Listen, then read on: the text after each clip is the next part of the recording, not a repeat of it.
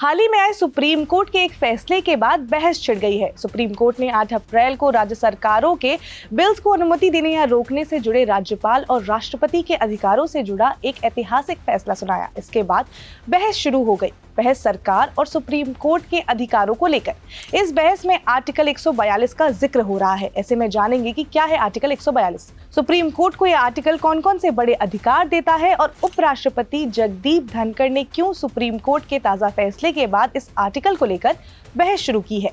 तो हेलो, मैं हूं स्वर्ण और आप देख रहे हैं स्विच।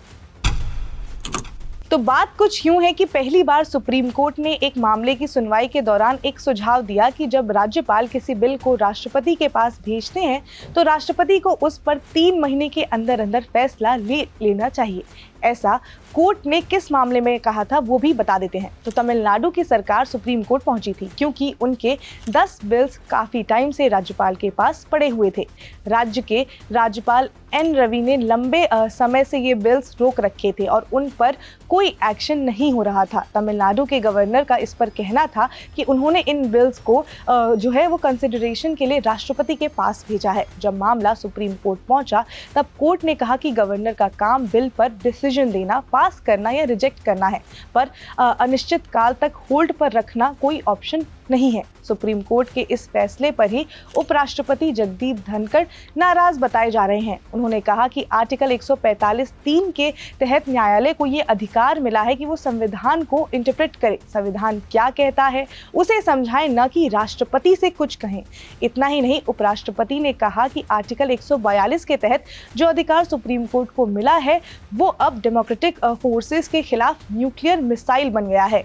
तो यहाँ जिस आर्टिकल 142 की बात हो रही है वो है क्या और वो सुप्रीम कोर्ट को कौन कौन से अधिकार देता है उसके बारे में भी बात करेंगे। आर्टिकल 142 हमारे देश की सुप्रीम कोर्ट को एक तरह से सुपर पावर देता है। मतलब अगर किसी केस में पूरा न्याय यानी कि कंप्लीट जस्टिस नहीं हो पा रहा है तो यह आर्टिकल सुप्रीम कोर्ट को यह अधिकार देता है कि वो कंप्लीट जस्टिस के लिए कोई ऑर्डर पास कर सकते हैं। इस आर्टिकल के 2 क्लॉज हैं। क्लॉज 1 कहता है कि जब कोई मामला सुप्रीम कोर्ट में आता है तो कोर्ट ऐसा कोई भी ऑर्डर या फैसला पास कर सकते हैं जिससे उस केस में पूरी तरह से इंसाफ मिल सके। लेकिन यहाँ पर कंप्लीट जस्टिस की कोई जो डेफिनेशन है वो तय नहीं की गई है। अब बात करते हैं क्लॉज 2 की। तो इसमें कोर्ट को कुछ और खास पावर्स मिलती हैं, जैसे अगर सुप्रीम कोर्ट किसी को बुलाना चाहे कोर्ट में तो उस इंसान को आना पड़ेगा, या अगर किसी से कोई डॉक्यूमेंट्स चाहिए तो वो भी मंगवाए जा सकते हैं। और सबसे ज़रूरी बात, अगर कोई कंटेम्प्ट ऑफ कोर्ट करता है तो सुप्रीम कोर्ट उसे सज़ा भी दे सकता है। लेकिन अब यहाँ पर सवाल ये है कि इस आर्टिकल को लेकर इतनी डिबेट्स क्यों देखने को मिलती है।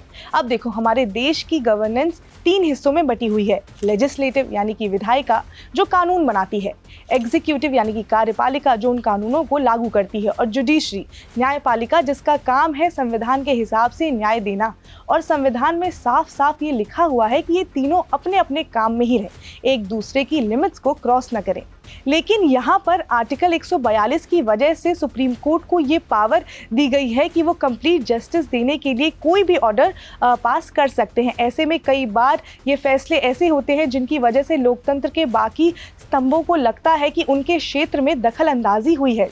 यानी जब सुप्रीम कोर्ट कोई ऐसा ऑर्डर पास करता है जो नॉर्मली सरकार या संसद को करना चाहिए, तब सेपरेशन ऑफ पावर्स की बात उठती है। कई बार जुडिशियल एक्टिविज्म की बहस भी जो है वो शुरू हो जाती है। लेकिन सर्वोच्च न्यायालय अगर कोई ऐसा ऑर्डर पास करते हैं, ये बहस बावजूद इसके होती है कि ऐसा कोई भी फैसला आर्टिकल 142 के तहत दिया गया होता है।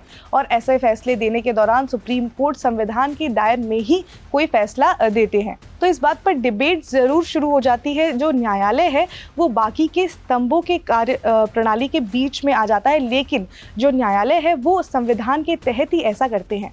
अब जब इतनी बात कर ही ली है आर्टिकल 142 की, तो चलिए जान लेते हैं कि सुप्रीम कोर्ट ने किन किन हाई प्रोफाइल मामलों में इस आर्टिकल का प्रयोग किया है। तो 1989 में भोपाल गैस ट्रेजेडी के बाद कोर्ट ने इस आर्टिकल का प्रयोग करके विक्टिम को सीधे राहत दिलवाई थी। फिर 2014 के कोल ब्लॉक एलोकेशन स्कैम, जिसमें कई गलत तरीके से कोल ब्लॉक्स बांटे गए थे, तो सुप्रीम कोर्ट ने आर्टिकल 142 की मदद से इसे सीधा कैंसिल कर दिया था। इसके बाद 2016 में कोर्ट ने इस आर्टिकल का प्रयोग एक और केस में किया जिसमें हाईवे में 500 मीटर के दायरे में लिकर शॉप को बैन कर दिया गया था ताकि रोड सेफ्टी इंप्रूव हो सके। फिर 2024 में इस आर्टिकल का पूरा पावर दिखा चंडीगढ़ मेयर चुनाव में।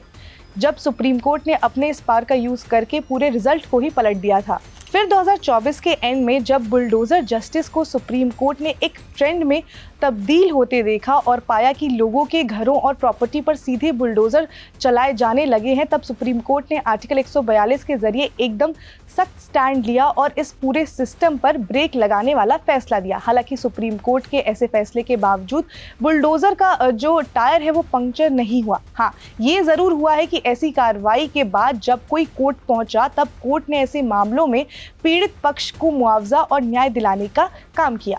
तो देखिए, आर्टिकल 142 भले ही सुप्रीम कोर्ट का अल्टीमेट ट्रम्प कार्ड हो, लेकिन इसका मतलब ये नहीं है कि कोर्ट जब चाहे तब इसका इस्तेमाल कर सकती है। 1998 के Chandrakant Patil versus state through CBI case में खुद सुप्रीम कोर्ट ने ये माना था कि उनके पास आर्टिकल 142 के तहत बहुत ही वाइड पार्ट्स हैं, लेकिन साथ ही ये भी क्लियर किया था कि इसे सिर्फ 2 ही कंडीशन में यूज किया जा सकता है। पहला कंडीशन ऐसे मामलों की है जो सुप्रीम कोर्ट के जुरिडिक्शन के अंदर आते हैं, वहीं दूसरा, अगर आर्टिकल 142 का इस्तेमाल नहीं किया गया तो उस केस में कंप्लीट जस्टिस मुमकिन ही नहीं होगा। बस इन्हीं दोनों कंडीशन में आर्टिकल 142 का इस्तेमाल किया जा सकता है।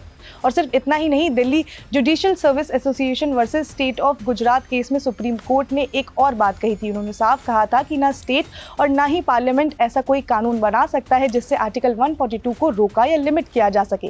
हालांकि रिपोर्ट्स के हिसाब से 2019 के union of India versus state of Maharashtra case में कोर्ट ने खुद ये लाइन भी खींच दी थी कि आर्टिकल 142 का मतलब ये नहीं है कि कोर्ट जो है वो लेजिस्लेचर का काम भी करने लगे। मतलब सुप्रीम कोर्ट कानून नहीं बना सकता, कानून को संविधान के हिसाब से इंटरप्रेट करके संपूर्ण न्याय देने का अधिकार सुप्रीम कोर्ट के पास जरूर है। तो जुडिशरी के पार पर पहली बार सवाल नहीं उठाए गए हैं। उपराष्ट्रपति धनखड़ से पहले भी जब भी कोई पॉलिसी डिसीजन में सुप्रीम कोर्ट ने फैसला दिया था, तब भी जुडिशियल ओवर रीच की बहस जो थी वो शुरू हुई थी। और एक तबके का ये मानना है कि स्वस्थ लोकतंत्र को ये और ज़्यादा मजबूत बनाती है। ये तो एक तबके का मानना है, लेकिन आपको पूरे मामले पर जो भी लगता है आप कमेंट सेक्शन में हमें ज़रूर बताइएगा। और अगर आपको वीडियो इन्फॉर्मेटिव लगी हो तो लाइक करें, शेयर करें, सब्सक्राइब करें स्विच को।